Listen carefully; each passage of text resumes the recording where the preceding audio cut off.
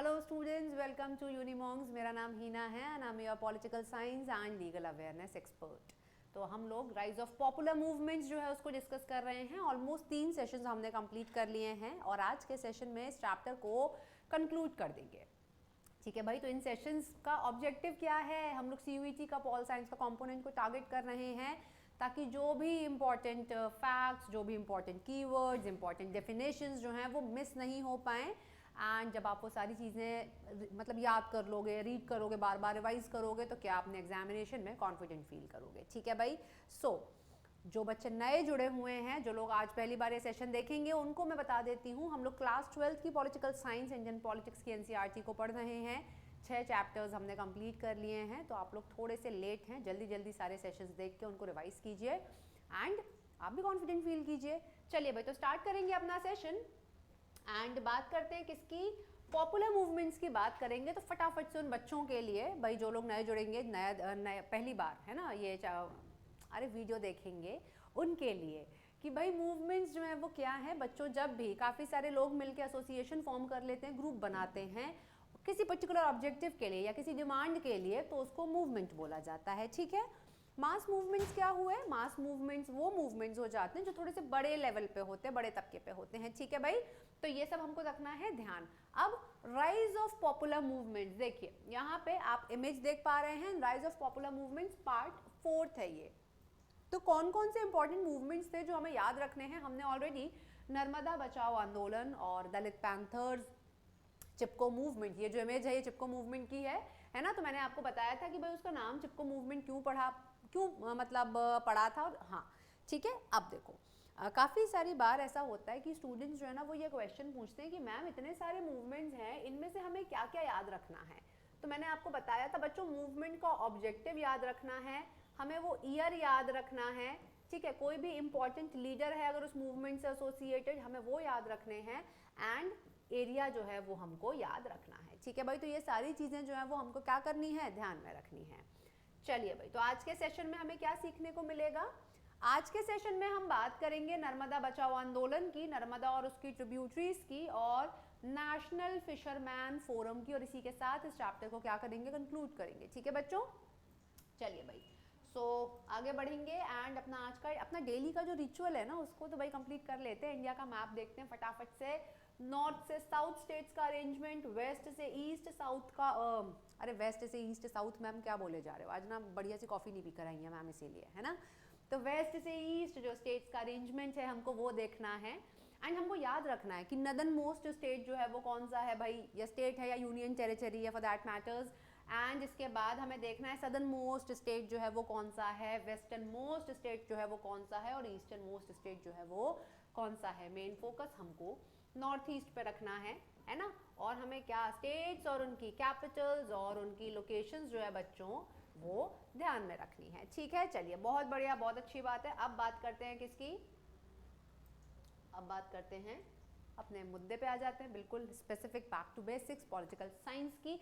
तो हमने पिछली क्लास में देखा था, पिछली क्लास से मेरा मतलब ये है कि इससे पहले जो सेशन था चैप्टर 7 पार्ट 3 में, कि नर्मदा जो है ना उस पर डैम बनाने की बात की गई थी। भाई तो डैम हम क्यों बनाते हैं? काफ़ी सारे पर्पसेस होते हैं। वाटर को स्टोर करके रखा जाता है, इलेक्ट्रिसिटी जनरेट करने के लिए, इरिगेशन के लिए, या फिशिंग के लिए, है ना, या फिर आपका क्या वही एग्रीकल्चर में उसका यूज़ करने के लिए। तो काफ़ी सारी चीज़ें होती हैं भाई कि कभी ड्राउट आ गया, सूखा पड़ गया, तो उस पानी का हम इस्तेमाल कर पाएँ, तो इसलिए हम डैम बनाते हैं। अब डैम बनाने की बात की गई थी तो सरकार ने बोला बड़े डैम बनेंगे, मीडियम लेवल के डैम बनेंगे और छोटे लेवल के डैम बनेंगे। ठीक है भाई, तो अब इस पे लोगों को क्या दिक्कत हो गई? डैम बनाना तो अच्छी बात है ना। ठीक है, तो चलिए डैम जान गए थे हम। अब नर्मदा पे बनने वाले हैं डैम, तो नर्मदा के बारे में बात कर लेते हैं। So it is the largest west flowing river. इतनी बार ये सवाल पेपर में पूछा गया है, मल्टीपल टाइम्स। मैंने भी बोला था आपसे कि आप लोग पता करके मुझे बताएंगे नर्मदा जो है वो वेस्ट फ्लोइंग है या ईस्ट फ्लोइंग है। सो नर्मदा जो है वो क्या है? आपकी लार्जेस्ट वेस्ट फ्लोइंग रिवर है पेनिनसुलर इंडिया की। मज़े से आप लोग अपने ज्योग्राफी सेशंस देख रहे होंगे, इंजॉय भी कर रहे होंगे। तो अगर हम बात करें इंडिया की, देखिए भाई है ना, तो दिस इज पेनिनसुलर इंडिया। ठीक है भाई, सदर्न इंडिया बेसिकली। तो नर्मदा जो है ना, पता है मतलब ऐसे आप जब ज्योग्राफी थोड़ा सा और डिटेल में पढ़ेंगे तो मैप पे जहाँ पे नर्मदा फ्लो करती है, अभी मैं आपको बताऊंगी, तो नर्मदा के नॉर्थ वाला portion is northern India, Narmada के साउथ वाला पोर्शन इज सदर्न इंडिया, है ना। सो इट डिमार्केट्स, एक बाउंड्री जैसे काम करती है ये, ठीक है भाई। चलिए, तो कहाँ से निकलती है? मैकाल रेंज से निकलती है। मैकाल कहाँ पर है? अमरकंटक के पास, अमरकंटक मध्य प्रदेश, ठीक है भाई। तो ये हमको ध्यान रखना है, टिपिकल ज्योग्राफी का क्वेश्चन है, बट ये जनरल अवेयरनेस का भी क्वेश्चन है, पूछा जा सकता है। तो सबसे बड़ी वेस्ट की तरफ बहने वाली नदी है, मेजॉरिटी रिवर्स जो है वो ईस्ट फ्लोइंग रिवर्स है, मैं आपको बता दूं, और ये जो है ये क्या है? वेस्ट फ्लोइंग रिवर है, ठीक है। चलिए भाई, नाउ अब बात करते हैं इसकी ट्रिब्यूटरीज की। जब एग्जामिनर को ना क्वेश्चन मतलब क्वेश्चन पेपर थोड़ा सा टफ बनाना होता है ना, तो वो क्या करते हैं, वो ट्रिब्यूटरीज पूछते हैं। अब ट्रिब्यूटरीज क्या होती हैं? सहायक नदियाँ होती हैं, है ना। सहायक नदियाँ जो मेन रिवर से जाके अटैच हो रही होती हैं। अभी मैं आपको एक डायग्राम बताऊंगी तो उसको उससे मैप से आपको बहुत क्लियर हो जाएगा। तो ट्रिब्यूटरीज कौन सी है? बोनेर, हालोन, हेरन, बंजर, दुधी, शक्कर, तवा, बरना, कोलार, गांजल, बेड़ा, गोई एंड ओरसंग, ठीक है। अरे 2-4 नाम भी याद रह जाएंगे ना तो पता है क्या होता है आपको, क्वेश्चंस में जो गलत ऑप्शंस होते हैं ना उनको एलिमिनेट करने में हेल्प हो जाती है। इतनी जो मल्टीपल चॉइस क्वेश्चंस होते हैं या जो ऑब्जेक्टिव क्वेश्चन वाले जो पेपर होते हैं ना, उसमें बहुत ही कम क्वेश्चंस बच्चों ऐसे होते हैं जिनका हमें एग्जैक्ट आंसर पता होता है।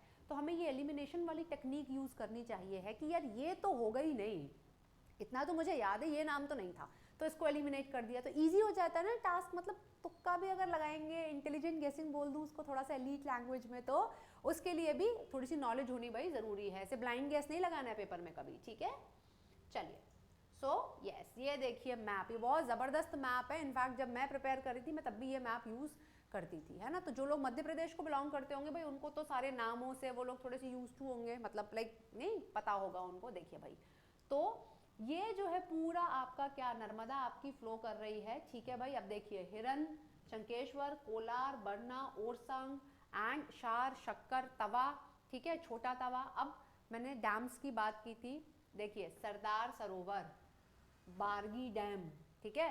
तो ये जो डैम है ये किस पे बने हुए हैं? आपके नर्मदा पे बने हुए हैं। And this is Indira Sagar dam. तो ये पूछा जा सकता है आपसे पेपर में कि कौन सा डैम जो है वो किस रिवर पे बना हुआ है, ठीक। And this is famous Omkareshwar, देखिए भाई। तो ये पूरा का पूरा वो जो एरिया जिसमें कि नर्मदा जो है वो आपकी क्या करती है? फ्लो करती है। इतना क्लियर है, ठीक है। तो इस मैप को ऐसे 2-3 बार देख लोगे ना अगर आप लोग, मतलब इसका स्क्रीनशॉट ले लो, ठीक है। चलो मैं भी फोकस से बाहर हो जाती हूँ, इसका स्क्रीनशॉट लेकर रख लो और इसको क्या करो, बार बार देखते रहो, तो याद हो जाएगा कि मैम कौन से 3-4 डैम थे। मैच द फॉलोइंग में आसानी हो जाती है, ठीक है भाई। चलिए आगे बढ़ जाए, एंड हाँ जी चलिए आगे बढ़ जाते हैं। अब बात करते हैं अपने आंदोलन की, नर्मदा बचाओ आंदोलन की। तो भैया आंदोलन क्यों हुआ, नर्मदा को बचाने की बात क्यों हुई? मैम डैम बना के तो सरकार बढ़िया काम कर रही थी। So this movement was against the displacement caused by huge development projects. अब देखो डेवलपमेंटल प्रोजेक्ट्स थे, है ना, मतलब बड़े बड़े प्रोजेक्ट्स थे। तो उसमें क्या हुआ भाई, जब अब देखो सबसे रिलेटेबल मैं आपको बताऊं डेवलपमेंटल प्रोजेक्ट जो मैंने देखा, मैंने खुद से विटनेस किया, इस मेट्रो वाला प्रोजेक्ट दिल्ली में, है ना। तो हुआ क्या भाई, जब मेट्रो के लिए ज़मीन चाहिए थी तो डिस्प्लेसमेंट भी हुआ, बट उतने बड़े लेवल पे नहीं, ठीक है ना। तो काफ़ी लोगों को हटाना पड़ा जगह से, ठीक है। तो नर्मदा में भी जब बड़े बड़े डैम बनाने की बात की गई या डेवलपमेंट की बात की गई तो क्या हुआ, तो भाई डिस्प्लेसमेंट किसका, लोगों का, उनको वो जगह छोड़ के नई जगह सेटल करना था। तो इसके अगेंस्ट लोगों ने क्या किया, आपका मूवमेंट किया, ठीक है भाई। So numerous big and small dams was to be constructed on the Narmada and its tributaries which were concerned with the states, 3 states, नाम याद रखना। देखिए पहला is Madhya Pradesh, second Gujarat and third Maharashtra. तीनों की लोकेशन मैप पे मार्क करो, ठीक है भाई। और यहाँ पे आपको क्या करना है, क्या बस याद करना है मध्य प्रदेश का है, गुजरात का है, महाराष्ट्र का है, क्योंकि तीनों जो स्टेट्स हैं वहाँ पर नर्मदा बहती है। और जो डिसाइड किया गया था, जो भी डेवलपमेंटल प्रोजेक्ट्स की बात की गई थी, उसमें बड़े और छोटे डैम बनाने की बात की गई थी, तो वो इन तीनों स्टेट्स में बनाने की बात हुई थी। तो लोग उसके अगेंस्ट थे कि भाई हमको तो हमें अपना घर छोड़ के जाना पड़ जाएगा, है ना, उसके अगेंस्ट ये मूवमेंट था, ठीक है भाई। अब देखिए अब प्रॉब्लम क्या थी भाई, लोगों को मैम डेवलपमेंट नहीं चाहिए क्या, पर लोगों की प्रॉब्लम भी जान लेते हैं। तो देखिए इस तरीके से लोगों ने क्या किया, प्रोटेस्ट किया। तो विलेजेस जो थे भाई उनको लगा कि आप पानी को रोक दोगे, डैम में से कभी ज़्यादा पानी आ जाएगा तो डेंजर था डूब जाने का। एंड ट्रस्ट मी, आप मतलब कभी कभी बीच में ये इमेजेस आती हैं कि गांव में पानी भर गया, लोग मतलब ऐसे उनकी पिक्चर्स आती हैं कि आधे डूबे हुए वहाँ खड़े हुए हैं और वो प्रोटेस्ट कर रहे हैं, है ना। तो वो जो उनको डर था वो काफ़ी बार ऐसा हुआ है कि सही साबित हुआ है, ठीक है। दूसरा इशू था डिस्प्लेसमेंट का, है ना, कि भाई अब देखो कोई भी अपना घर छोड़ के नहीं जाना चाहता है, जहाँ पे हम पहले से रह रहे होते हैं हम थोड़ा सा ना एक्लिमेटाइज हो जाते हैं, हमें सब कुछ पता होता है आसपास का, हमारा घर बार कल्चर सब कुछ उसी पे बेस्ड रहता है, ठीक है। तो हम वहाँ से जाना नहीं चाहते हैं। तो लोगों को ये भी खतरा था ना कि भाई हमारा कल्चर जो है वो क्या हो जाएगा, डिस्ट्रॉय हो जाएगा। सो अगर हम एक जगह से दूसरी जगह जाएंगे तो कल्चरली भी तो हमको चेंजेस जो है उनको अडेप्ट करना पड़ेगा, and that will be difficult, right. इसके बाद लाइवलीहुड का लॉस होगा। भाई अब एक जगह मैं काम करती हूँ, मेरी नौकरी वहीं है, आप मुझे दूसरी जगह घर दोगे तो मुझे ज़ीरो से फिर से चीज़ें शुरू करनी पड़ेंगी, तो वो भी अपने आप में एक बड़ा टास्क हो जाता है, राइट, ठीक है भाई। तो ये सारे क्या थे, प्रॉब्लम्स थी लोगों की। और सबसे बड़ा क्या भाई, इन्वायरमेंट का लॉस भी तो होगा, पेड़ काटोगे और आप मतलब अच्छी खासी जिस ज़मीन पे हम लोग खेती कर रहे थे आप उसको जो है ऑक्यूपाई कर लोगे तो क्या हो रहा है, एनवायरमेंट डिग्रेड हो रहा है। So these were the contentions लोगों ने दी सरकार को कि भाई देखो ये डेवलपमेंटल प्रोजेक्ट जो है इनको आप क्या कर दो, स्क्रैप कर दो। अब सरकार क्या बोली, भाई सरकार को तो लोगों की भी सुननी है, क्यों, क्योंकि क्या है, डेमोक्रेसी है, लोगों के पास अधिकार है। भाई हमने अधिकार दिया है, प्रियम्बल ने, देश के संविधान ने लोगों को ये अधिकार दिया है कि आप अपनी बात जो है वो क्या करोगे, सबके सामने रखोगे, सबके सामने मतलब सरकार के सामने। तो गवर्नमेंट ने, जब इन लोगों ने प्रोटेस्ट किया तो गवर्नमेंट ने बोला डैम्स जो हैं वो नेसेसरी हैं भाई डेवलपमेंट के लिए, इरिगेशन के लिए, ड्राउट से बचाने के लिए, है ना, फिशिंग के लिए, हाइड्रो इलेक्ट्रिसिटी के लिए, गवर्नमेंट ने सारी बातें बताई। काफ़ी सारी फैसिलिटीज़ दी जाएंगी स्टेट्स को। भाई सरकार बोली ये सब हम किसके लिए कर रहे हैं, आप ही के फ़ायदे के लिए तो कर रहे हैं, है ना। और जब भाई क्या होगा, सिंचाई व्यवस्था बढ़िया हो जाएगी, इरिगेशन फैसिलिटीज़ अच्छी हो जाएंगी, तो इरिगेशन जो है मतलब वो आपका क्या करेगा, बढ़िया तरीके से फ्लरिश करेगा, तो एग्रीकल्चरल ईल्ड जो है वो क्या हो जाएगी, इंक्रीज हो जाएगी, है ना।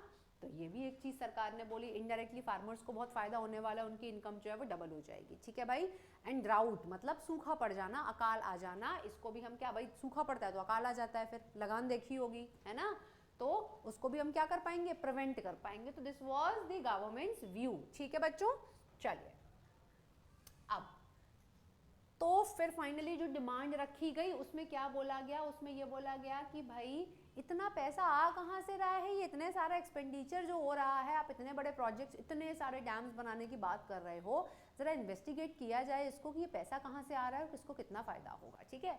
सो ठीक है, इन्वेस्टिगेशन की बात की गई और लोगों को बोला गया, और लोगों ने ये चीज़ बोली कि भाई जब ये काम हो रहा है तो अगर हमारे लिए काम हो रहा है तो हमको कंसल्ट तो करो, राइट। उसके अलावा क्या, इसके नेगेटिव इम्पैक्ट की बात की गई जो हम लोग ऑलरेडी डिस्कस कर चुके हैं कि डिस्प्लेसमेंट होगा, है ना, एंड इन्वायरमेंटल लॉस होगा, इन्वायरमेंट डिग्रेड हो जाएगा, काफ़ी सारी चीज़ें। और रिहैब की बात की गई कि जो लोगों को डिस्प्लेस करोगे उन्हें नई जगह ले जाके कहाँ बसाओगे, है ना। ये सारे आपके क्या थे, डिमांड्स थे, ठीक है बच्चों। अब देखिए तो रिजल्ट क्या हुआ, अब रिजल्ट क्या हुआ भाई, केस वेस चला तो क्या जुडिशरी के पास गए एंड जुडिशरी ने क्या बोला कि भाई देखो ऐसी बात है, देश का विकास तो रुक नहीं सकता है ना, डेवलपमेंट तो बेहद ज़रूरी है, आगे नहीं बढ़ोगे तो भाई कैसे कम्पीट करोगे, ठीक है ना। सो जुडिशरी ने बोला गवर्नमेंट को कि to go ahead with the developmental projects, आप अपना काम कीजिए, परंतु जो लोग भी डिस्प्लेस हो रहे हैं, जो लोग भी जिनको भी परेशानी का सामना करना पड़ रहा है, उनकी आपको भरपूर हेल्प करनी है, उनको पूरी फैसिलिटीज़ दो, है ना। उनको अगर लाइवलीहुड का उनके लॉस हो रहा है तो दिस इज़ योर रिस्पॉन्सिबिलिटी कि उनको नेसेसरी अपॉर्चुनिटीज़ जो है वो प्रोवाइड की जाए, ठीक है बच्चों, और रिहैब की फैसिलिटीज़ जो हैं वो उनको दी जाए। सो ये आपका क्या था, नर्मदा बचाओ आंदोलन। ये बहुत इंपॉर्टेंट है, तीनों स्टेट्स के नाम, ट्रिब्यूटरीज के नाम और कौन कौन से इंपॉर्टेंट डैम्स हैं उनको आपको क्या करना है, ध्यान रखना है, ठीक है बच्चों। चलिए तो हमने क्या डिस्कस किया, हमने नर्मदा के बारे में डिस्कस किया और हमने नर्मदा बचाओ आंदोलन के बारे में डिस्कस किया, ठीक है भाई। इसके बाद हम बात करेंगे किसकी, नेशनल फिश वर्कर्स फोरम, ठीक है भाई। चलिए तो मैम फिश वर्कर्स का अपना फोरम क्यों है, देखो भाई अगेन ज्योग्राफी की अगर मैं बात करूं तो अगर इंडिया की हम बात करें तो हमारी कोस्ट लाइन कितनी बड़ी है, देखिए आप, है ना, ये रहा आपका Bay of Bengal and this is Arabian Sea, है ना, सही बनाया मैंने, ठीक है भाई, ये BOB बैंक ऑफ बड़ौदा मत समझ लीजिएगा, ठीक है। So this is Bay of Bengal, Arabian Sea, और यहाँ पे आपका पूरा क्या, इंडियन ओशन। तो तीन तरफ से हम लोग पानी से घिरे हुए हैं, हमारी कोस्ट लाइन इतनी बड़ी है, तो फिशिंग ऑटोमेटिकली बहुत इंपॉर्टेंट एक्टिविटी हो जाती है if we talk about southern states, है ना। तो उन्होंने अपना, जितने भी फिशरमैन हैं उन्होंने अपना फोरम बनाया कि भाई काफ़ी सारे लोग ये काम करते हैं मछली पकड़ने का, उनका लाइवलीहुड है, तो हमें क्या करना है भाई, साथ में मिलकर काम करना है, राइट। तो गवर्नमेंट ने क्या बोला, देखो आपने अगर देखा हो, मतलब पुरानी मूवीज वगैरह आप देखो तो कैसे पुरानी नाव पे वो लोग बड़े बड़े जाल लेके ना नेट लेके मछली पकड़ने जाते थे। अब क्या हुआ, सरकार ने क्या बोला कि मशीन्स अलाउ कर दी फिशिंग के लिए, कि आप मशीन का इस्तेमाल करके मछली पकड़ सकते हो, ठीक है भाई। तो अब इसका इम्पैक्ट कैसा आएगा, नेगेटिव इम्पैक्ट आएगा, क्योंकि जो लोग भी इस काम में इन्वॉल्व होते हैं बहुत ज़्यादा उनके पास पैसा नहीं होता है ना, ऑलरेडी अपनी चीज़ों को बहुत मुश्किल से मैनेज कर रहे होते हैं, तो मशीन्स को अफोर्ड कर पाना तो उनके लिए पॉसिबल नहीं था। अब जब सरकार ने मशीन अलाउ कर दी तो बड़े बड़े लोग इस वाले बिजनेस में कूद पड़े, है ना, इसमें कि भाई फ़ायदा है, चलो मशीन से पकड़ के मछली बेचेंगे। तो जो गरीब फिशरमैन्स थे उनका जो मतलब लाइवलीहुड है उस पर इम्पैक्ट आया, वो कैसा आया, नेगेटिव आया, है ना, फिशरमैन ट्रेड पे। अब तो इन लोगों ने, वो सारे फिशरमैन्स जिनको कि नेगेटिव इम्पैक्ट का सामना करना पड़ा, उन्होंने अपना एक ग्रुप बनाया। मैंने बताया था आपको एक मूवमेंट क्या होता है, हम एक एसोसिएशन बना लेते हैं, हम एक ग्रुप बना लेते हैं जिसकी अपना एक पर्टिकुलर ऑब्जेक्टिव होता है, कोई डिमांड होती है, और वो हम सबके सामने रखते हैं, सबके मतलब सरकार के सामने।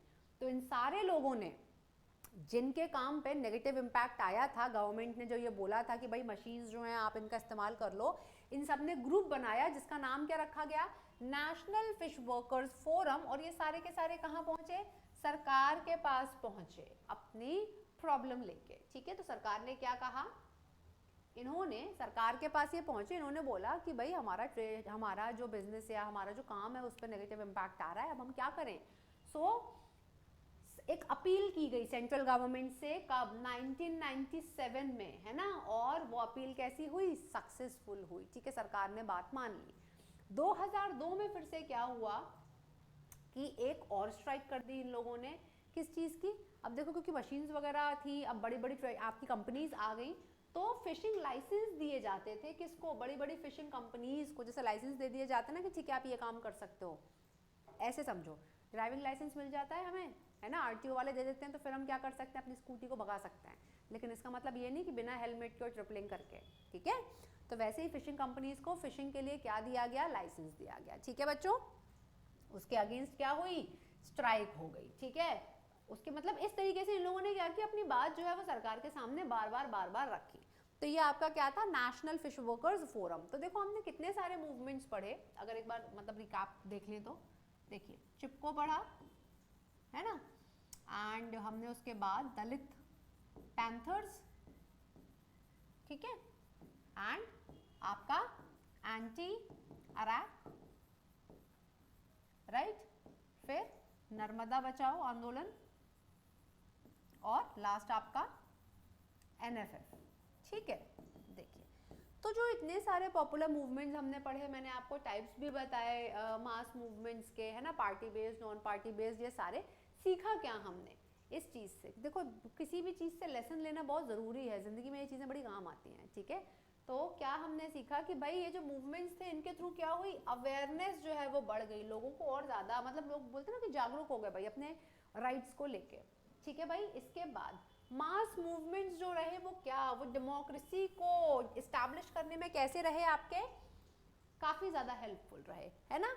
एंड इन मूवमेंट्स के द्वारा लोगों ने और समाज के उस तबके ने वो प्रॉब्लम सरकार के सामने रखी जो कि यूजुअली गवर्नमेंट क्या कर देती थी, नोटिस नहीं करती थी, ठीक है भाई। तो ये चीज़ हमको ध्यान रखनी है। एंड ये इसमें देखो अलग अलग तरीके से काम किया गया, जैसे दलित पैंथर्स के बारे में मैंने बताया था आपको, जब हमने बोला था, हमने डिस्कस किया था, तो जो तरीके उनके द्वारा अडॉप्ट किए गए थे, तो वो एक नया फॉर्म हमको पता लगा, है ना। लोगों ने वहाँ से इंस्पिरेशन ली कि भाई एक्टिवली और किस तरीके से हम पार्टिसिपेट कर सकते हैं और अपनी बात जो है वो सरकार के सामने रख सकते हैं।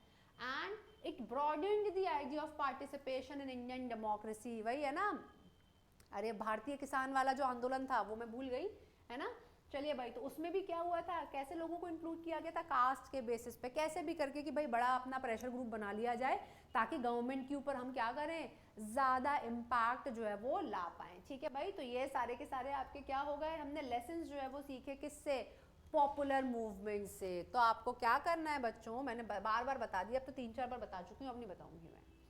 अच्छा, एक बार और बता दी जाए, ठीक है भाई। तो हमें क्या करना है, ऑब्जेक्टिव को, ईयर को, लोकेशन को याद रखो। कोई इंपॉर्टेंट लीडर एसोसिएटेड है किसी भी पॉपुलर मूवमेंट के साथ तो हमें उनको याद रखना है, ठीक है।